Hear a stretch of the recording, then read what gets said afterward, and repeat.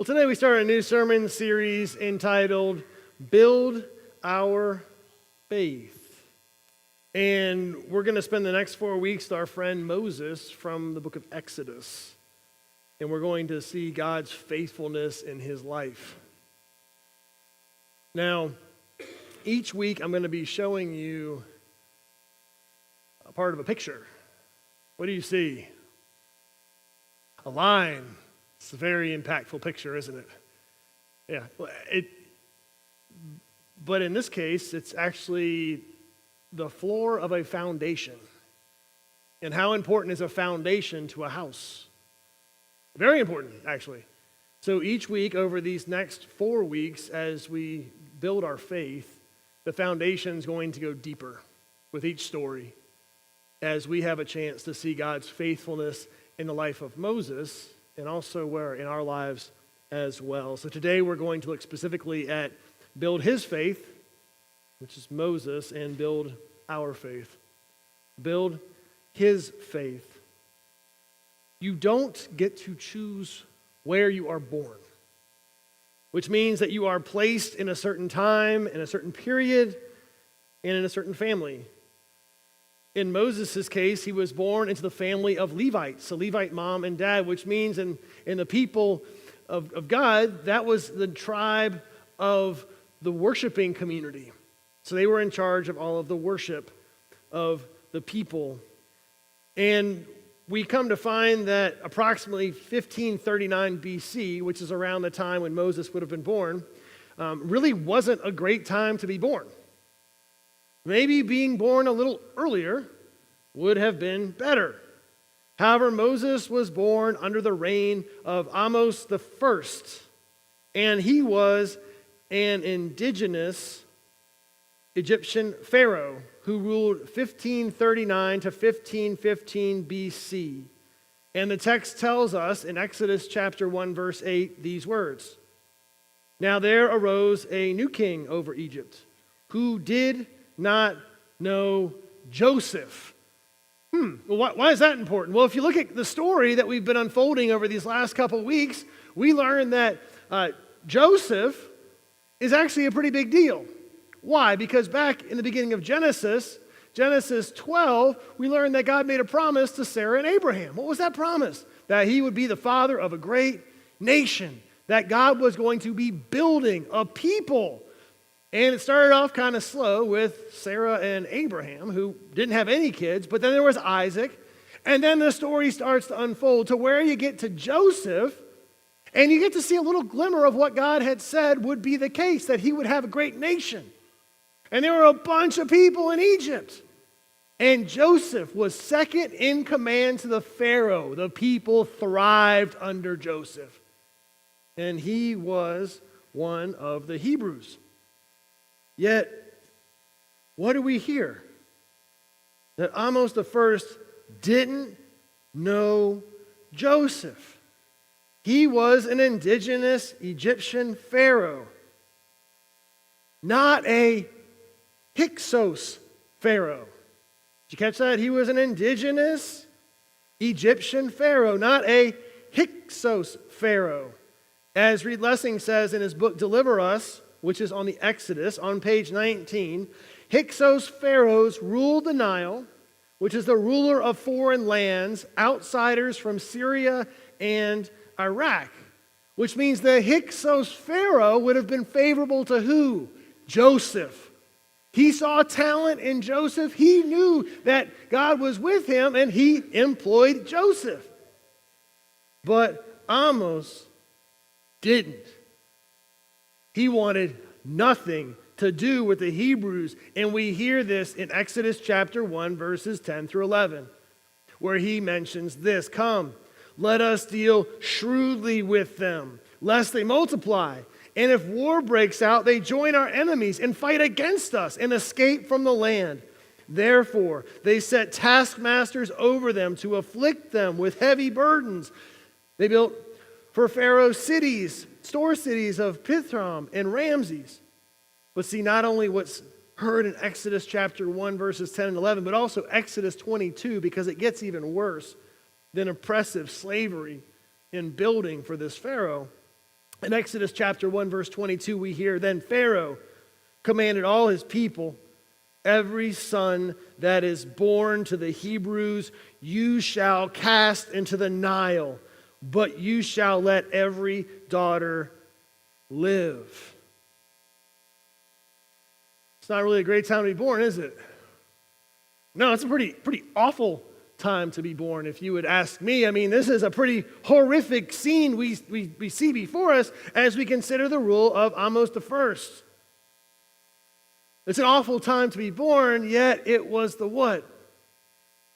Perfect time for Moses. He didn't get to choose his time, but it was his time. And what do we see in Moses' life? Well, in Exodus chapter 2, verses 2 through 3, we see a faithful mom. The woman conceived and bore a son. And when she saw that he was a fine child, she hid him 3 months.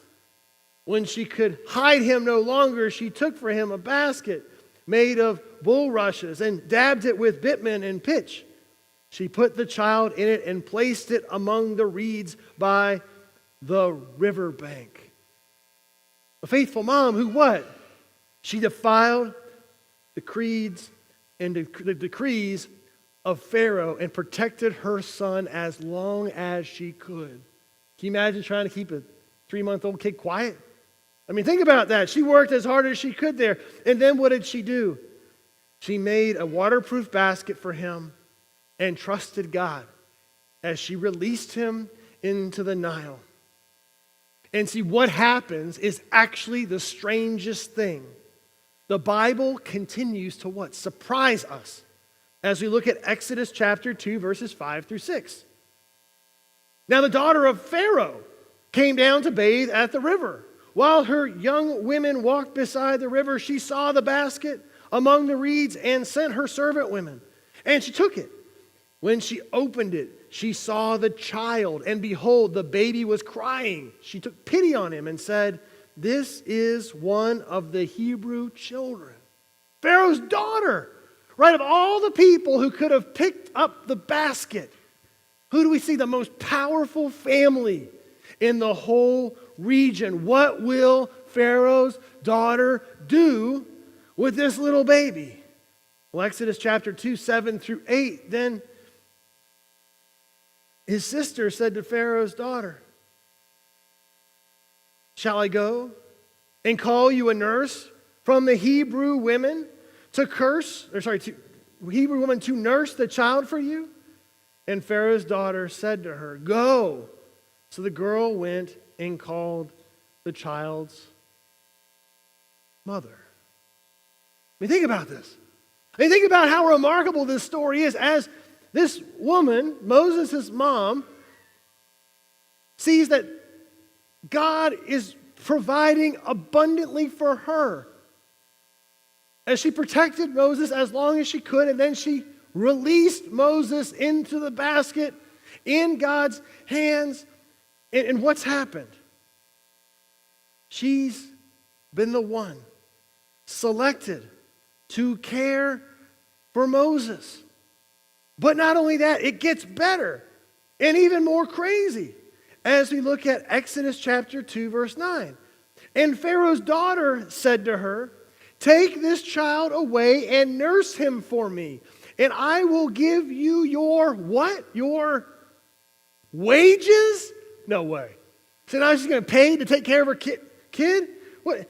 Pay wages. So the woman took the child and nursed him. I mean, what does Moses' mom get in this moment? The assurance that what? Her child is cared for. Not only that, but who's ruling during this time? Amos the First. What's happening to the rest of the people? They are in harsh slavery, right? Harsh slavery and awful conditions for the children. Yet, what do we see in this moment of grace? As Moses' mom is there, that she's getting paid to care for her child. What a spectacular birth story. What a moment of hope in the midst of hopelessness, as God is beginning, before Moses would even know, building his what? His faith. What does faith mean? Faith is all about the T word, trust. Trust in God. As God built Moses' faith through whose faith? His mom's. As she was learning to what? Trust. Trust in God. As he what? Acted in their lives. That's just what he does. And if he acts in their lives, what about our lives? Which leads us to the second part of our theme today, build our faith. Because how does this story specifically help to build our faith? If you hear these stories each week and they're powerful stories, yet they don't connect to our lives, they remain just stories in the past of people that God has been faithful to. Yet we see this morning a very, very clear connection to us as the people of God. People who trust that these are stories of our history, our past, our lineage, all the way back to the beginning. This is how God works in the lives of people, even when we can't see it. So today, you might think that this moment in time is not an opportune time to live. Ever felt that way? Or maybe you're just in the right place at the right time, needed by God. Now, think about the fact that just like Moses, none of us gets to choose when we are born and who we are born to. However, there's a lot of grace in this story. One bit of grace is in the language that can be easily missed. Exodus chapter 2, verse 3. When she could hide him no longer, she took for him a basket made of bulrushes and dabbed it with bitumen and pitch. She put the child in it and placed him among the reeds by the riverbank. The word basket in this account is used in the Bible in another place. Do you know when? Who else floated in a waterproof vessel when the flood waters came? Begins with an N, ends with an H. Noah. Noah. The word ark, Noah, the word is ark. Noah was rescued, listening to God's call and trusting him when everyone else thought he was crazy. God told him to build what? An ark, a big boat. And it took him nearly 55 to 75 years to construct this boat. And everybody thought he was what? Nuts. Who you listening to? This is crazy. Yet what happened when the flood waters came? Noah and his family were saved. Moses, his mother, built an ark and trusted that Moses would be safe. And he was rescued by who? The most unsuspecting person. Yet the story moved on. So, is the point of my talk today that we're going to build arks? Right? You're thinking to yourself, is that where we're going with this pastor? We're going to build an ark? Or maybe this is a call for Holy Trinity Lutheran School to start basket weaving as a theme for our school. Why not, right? It might seem like that's the point. However, the beauty of the Bible is what? Is that God is He's always so much farther ahead of us. And He's connecting the dots before we would even know. As we look back and see that Abraham and Isaac and Jacob and then Joseph and Moses and all of those after would lead to who? Jesus Christ.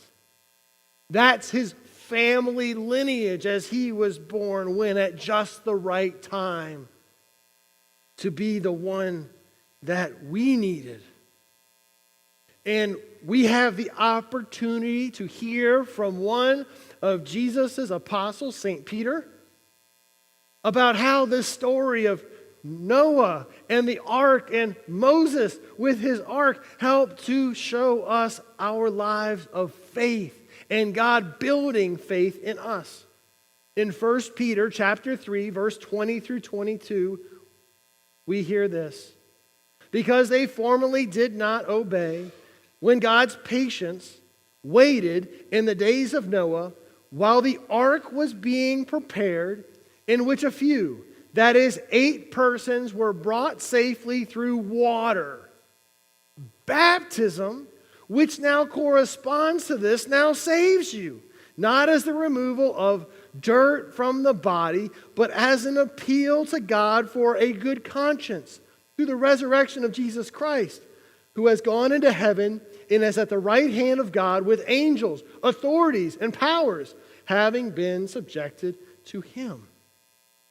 So, how does God come in and act in our lives in a powerful way in the midst of the story of Moses and Noah? It's the waters. The waters as God comes to act in our lives when? Today. The most opportune time. Because what? God has placed you in the world right now for a very specific reason. And he has called you through the waters of baptism to rescue and to save.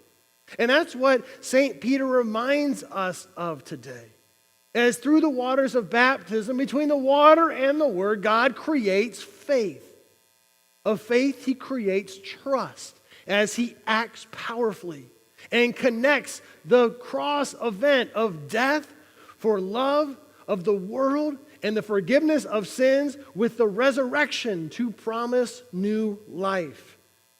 He is a trust builder, which means that God is working today, right now in our lives, just as he was with Moses.